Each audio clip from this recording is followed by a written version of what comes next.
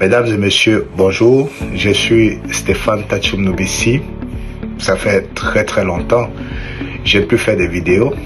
Et donc j'ai décidé, après avoir fait des observations, après avoir fait face à des épreuves, de reprendre notre émission clé du café fiscal. En effet, le café fiscal était dans une vitrine qui nous permettait de développer, d'orienter, d'expliquer l'ensemble des questions relatives à la fiscalité en Allemagne, en Afrique, partout dans le monde entier. C'est vrai que pendant un long moment, nous sommes restés silencieux. Mais après tous ces constats que nous avons, à travers notre travail quotidien, remarqué, il devenait urgent de reprendre l'émission du café fiscal. Très bien. Et donc, je vais me présenter très rapidement.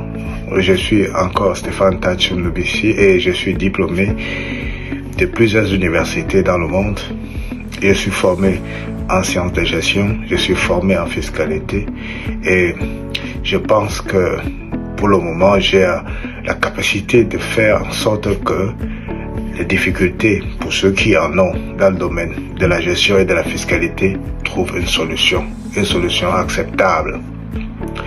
Je vais donc commencer très simplement par dire que la fiscalité, qui est le point de départ, en tout cas, qui fait partie des critères essentiels pour le créateur d'entreprise, influence massivement l'avenir même de cette entreprise. Mon constat ici en Allemagne particulièrement est clair. Les gens veulent créer des entreprises. Il y a une nouvelle dynamique. Mais cette dynamique fait face à une situation grave. Les jeunes, les investisseurs, ou bien les citoyens qui souhaitent créer une entreprise ne savent souvent pas sur quelle forme, de quelle façon ils veulent créer l'entreprise. Parfois, il suffit d'un cours sur Internet ou bien d'une vidéo sur Internet et ensuite une petite formation d'un jour et après on veut créer une entreprise. Alors, mon constat est clair et mon travail quotidien donc me permet de vous dire qu'il ne suffit pas de se réveiller un matin et d'aller créer une entreprise. Alors pour créer une entreprise, il y a beaucoup de paramètres à prendre en compte. Il y a le paramètre économique, il y a le paramètre main-d'œuvre, il y a le paramètre technologique, il y a le paramètre fiscal. Le paramètre fiscal est le paramètre le plus important parce que c'est la fiscalité qui est directement attachée à votre bénéfice en fin d'année. Donc beaucoup créent les entreprises par la suite ne savent pas si la forme de leur entreprise était une forme optimale ou pas. Beaucoup ne savent même pas les responsabilités, les droits et les obligations des différentes formes juridiques, mais créent aussi seulement. Beaucoup entendent qu'il faut 25 000 francs, 25 000 euros pour avoir le capital pour créer une société à responsabilité limitée, se cotisent et créent. Beaucoup entendent qu'il faut simplement 1 euro pour créer une autre forme de société. Ils déposent 1 euro et vont chez le notaire, créent l'entreprise. Mais par la suite, oublie que chaque forme juridique est réglementée par la loi. Ici en Allemagne, très peu comprennent comment fonctionnent ces différentes formes juridiques. Je tiens à rappeler que conformément à la loi, il y a plusieurs types de formes juridiques. Il y a la forme juridique des personnes morales, il y a la forme juridique des personnes physiques. Quand on parle de la forme juridique, cela ramène généralement à la notion de la responsabilité. En ce qui concerne la forme juridique des personnes physiques, la responsabilité du créateur d'entreprise est indéfiniment associée. Et en ce qui concerne la société des capitaux, la responsabilité se limite aux apports. Mais le problème n'est pas là. Ce que j'ai remarqué, c'est que les gens créent des entreprises sans comprendre les conséquences fiscales associées à chaque forme d'entreprise choisie. Tenez, quelqu'un qui décide de créer une société à responsabilité limitée. Une société à responsabilité limitée. Et ne cherche pas à comprendre les conséquences fiscales ou les conséquences réglementaires associées à cette forme de société, va tout droit au suicide.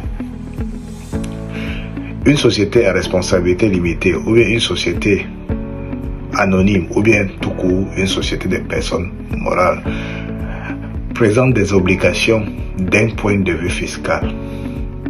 Il y a l'obligation de déclaration. Cette obligation de déclaration c'est fait même si la société est uniquement créée et ne mène pas d'activité. Il y a l'obligation de faire les déclarations. Il y a l'obligation de tenir la comptabilité. C'est-à-dire que vous avez créé une société à responsabilité limitée aujourd'hui. Vous avez l'obligation de tenir la comptabilité.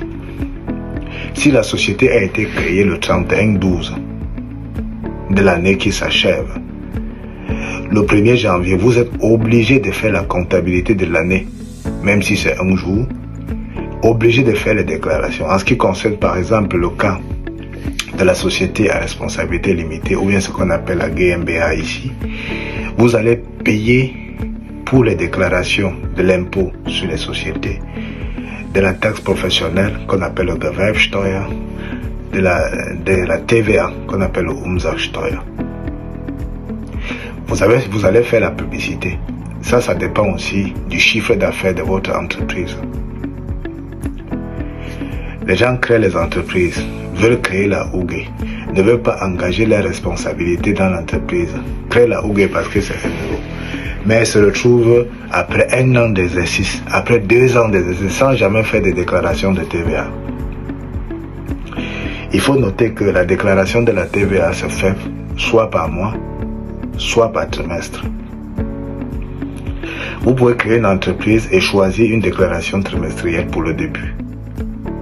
Mais si en fin d'année, l'État constate que votre chiffre d'affaires a dépassé 7 500 €, vous passez directement à une déclaration de TVA mensuelle. Pour ceux qui ont créé l'entreprise et qui ne veulent pas faire la comptabilité, comment est-ce qu'ils vont faire la déclaration de la TVA par mois? C'est impossible. Donc, ce sont ces problèmes-là que les gens sont généralement confrontés et donc trouvent leurs comptes bloqués. Après, ils disent qu'ils cherchent Steuer Berater. Qu'est-ce que Steuer Berater va faire? Il va inventer des solutions. Il va utiliser la loi. La loi dit que si tu crées une société à responsabilité limitée, une GmbH, tu as l'obligation de tenir la comptabilité. Si tu ne tiens pas la comptabilité parce que tu ne veux pas payer les frais pour faire la comptabilité, tu vas payer après. C'est comme ça. Il y a d'autres catégories de personnes, dès qu'ils créent l'entreprise, ils disent qu'ils vont faire kleine Regelung, qui ne veulent pas payer l'impôt, la TVA. Lorsque tu dis que tu fais le kleine Regelung, ça veut dire que tu ne déduis pas, tu ne factures pas. Est-ce que c'est à ton avantage alors? Ce qu'il faut déjà savoir, c'est que la TVA n'est pas un impôt direct, c'est un impôt indirect. Ça veut dire que vous collectez seulement l'argent de l'État. Vous n'êtes qu'un collecteur. Vous-même, vous ne supportez pas l'impôt. Mais les gens ne comprennent pas ça. Vous créez une société, vous dites que vous allez adopter le kleine Regelung. Est-ce que ça va vous aider? Quels sont les avantages de ça? Quels sont les inconvénients? Oui, kleine Regelung, ça veut dire que si tu n'es pas sûr de réaliser 22 000 € de chiffre d'affaires, tu peux opter pour cette forme. Mais si ça va jusqu'à 50 000, tu sors dedans. Donc, j'attire l'attention de tous ceux qui souhaitent créer une entreprise en Allemagne. Tous ceux qui souhaitent créer une entreprise en Allemagne. Il faut, avant de vous lancer dans le projet, consulter un fiscaliste. Sinon, à l'après, la suite sera pas bien pour vous. La loi est claire. Et la loi est très claire. Et nul n'est censé ignorer la loi. Nul n'est censé ignorer la loi. Donc, c'est ça que je souhaitais partager avec vous. Il faut savoir que la création d'une entreprise en Allemagne nécessite une réflexion. Lorsque la réflexion est faite, il faut choisir la forme juridique d'implantation. Lorsque la forme juridique est définie, il faut se faire toujours conseiller sur les différentes étapes. Voyez-vous, les gens créent les entreprises et créent les comptes d'entreprise, mais utilisent les comptes d'entreprise comme les comptes personnels. Les trucs comme ça qu'il ne faut pas faire. Et quand vous faites comme ça après, vous dites que voilà, vous n'avez rien fait. Alors qu'on voit le compte que vous utilisez, l'argent entre dedans, l'argent sort. D'autres disent que c'est l'argent des tontines. L'argent des tontines, ça fait quoi? Quand l'argent entre dans le compte de l'entreprise, l'État considère ça comme des revenus, même si c'est l'argent des tontines. Est-ce qu'on peut prouver ça? Donc ce sont des choses qu'il faut éviter. Ce sont des choses qu'il faut éviter. Vous n'avez jamais fait les cours de comptabilité. Vous n'avez jamais entendu parler de fiscalité. Vous partez sur Internet, vous écoutez 2 minutes de vidéo, vous devenez expert fiscal, expert comptable. Vous prenez votre comptabilité, vous compliquez. Vous partez chez voir les conseillers fiscaux allemands, ils n'ont même pas le temps pour vous. Parce que le dossier n'est même pas d'abord organisé. C'est pas comme ça qu'il faut travailler. Si vous voulez bien travailler avec votre comptabilité, avec votre fiscalité, il faut travailler avec un conseiller fiscal et ce, dès le début de votre activité. Si vous ne le faites pas, c'est à vos dépens.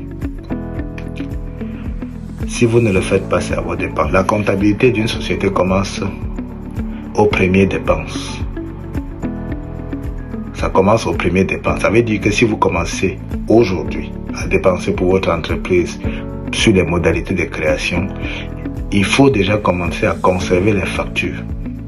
Et ici, quand on parle de factures, il s'agit des factures d'achat, les factures de vente, le relevé des caisses, le relevé des comptes bancaires. Toutes ces informations doivent être synchronisées et disponibles. Si ce n'est le cas, aucun conseiller fiscal ne peut vous aider. J'attire véritablement l'attention des gens parce que chaque jour on fait face à de tels événements. Et ce qui est malheureusement lamentable, c'est que la plupart des gens qui font de cette naïveté intellectuelle en ce qui concerne les activités économiques, ce sont les Africains parce que eux là, ils ne veulent pas payer le conseil. Ils peuvent tout faire parce qu'ils ont fait 30 minutes de cours sur Internet. Et après, lorsque ça se complique, voilà, on cherche maintenant un bouc émissaire, on transfère les documents et ensuite, voilà. Retenez ceci. Si vous créez une entreprise aujourd'hui, vous ne vous faites pas accompagner. Votre entreprise là va mourir. Ça va mourir. Si vous êtes étranger ici en Allemagne, partout ailleurs dans le monde, vous créez une entreprise, vous ne vous faites pas accompagner fiscalement, ça va mourir. Ça va mourir. Tous ceux qui ont les projets de business dans leur cerveau et qui souhaitent matérialiser ces projets business, s'ils ne se font pas accompagner par les experts fiscaux, ça va pas donner, ça va mourir. Il faut retenir ça. Il y a des gens ici qui veulent faire dans le secteur immobilier. Oui, c'est beau. Si vous ne vous faites pas accompagner et que votre secteur immobilier là, c'est pour réaliser des bénéfices, si vous ne faites pas bien les affaires, ça ne va pas donner. Rien ne va donner. C'est la même chose avec les personnes privées qui font les déclarations d'impôts. Ce n'est pas une simple affaire. Ce n'est pas une simple affaire. L'interprétation de la loi, du sens du conseiller fiscal et du sens de l'administration fiscale sont antagonistes. Tous ceux qui n'ont pas compris ça vont toujours naviguer au désert. Donc j'attire l'attention de tout créateur d'entreprise, avant de poser le premier acte, de se renseigner, de se faire accompagner du début de son activité jusqu'à la fin. La fiscalité, c'est une affaire qui se gère avant. Ça ne se gère pas après. C'est ex ante, pas ex post.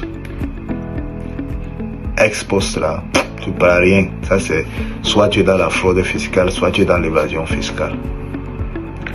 Si un conseiller fiscal veut vous aider, c'est au début, c'est pas à la fin. Si vous voulez des directives, c'est au début, c'est pas à la fin. À la fin, ça veut dire que vous faites les montages pour faire de l'arnaque, pour faire ce qu'on appelle de l'évasion, de la fraude fiscale. Et ici en Allemagne, l'article 371 condamne ça à Abgabeordnung, sanctionne ça sévèrement, la fraude fiscale. Donc, ce sont les généralités qui sont utiles, et je peux me résumer en 2 mots. Ne créez plus d'entreprise avant de chercher un conseiller fiscal. Cherchez le conseiller fiscal avant. Premièrement, lorsque vous avez choisi une forme juridique, soyez clair. Vérifiez s'il y a les obligations. Si c'est une société à responsabilité limitée GmbH, une société anonyme AG, ou une société la UG, vous avez l'obligation de faire la comptabilité, l'obligation de faire les déclarations, l'obligation de déposer la TVA soit le mois, soit le trimestre. Si vous ne le faites pas, l'État va vous aider à faire bloquer votre compte à tout moment. C'est la même chose pour ceux qui changent les classes. Si vous choisissez de changer la classe fiscale, vous avez l'obligation de déclaration d'impôt et à des délais bien établis. Et comme ça. Donc, ce que je vais moi dire pour terminer, et c'est que notre émission du Café Fiscal commence dès aujourd'hui et ne va plus s'arrêter. Dans les mois à venir, nous allons présenter les différentes formes juridiques en Allemagne et les avantages, les inconvénients de chaque forme juridique, les formes juridiques qui peuvent être optimales d'un point de vue fiscal. Nous devons présenter la fiscalité immobilière pour ceux qui souhaitent acheter des biens immobiliers. Nous allons parler de la fiscalité pour ceux qui font le freelance, de la fiscalité pour ceux qui souhaitent faire l'agriculture, de la fiscalité pour ceux qui ont le Afro Shop, etc. Cela fera l'objet de plusieurs vidéos. Et vous allez trouver ça sur notre site YouTube.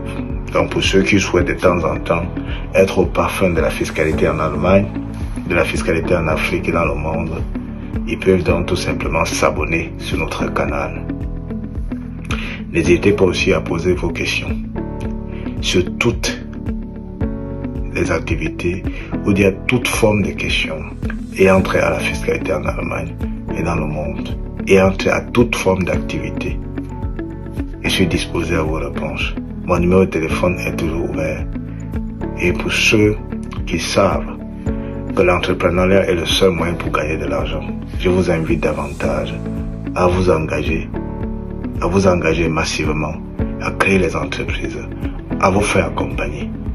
C'est le seul moyen d'être libre et d'être autonome. Donc je vous remercie et vous invite à vous abonner pour suivre les prochaines communications sur la fiscalité allemande et dans le monde. Merci.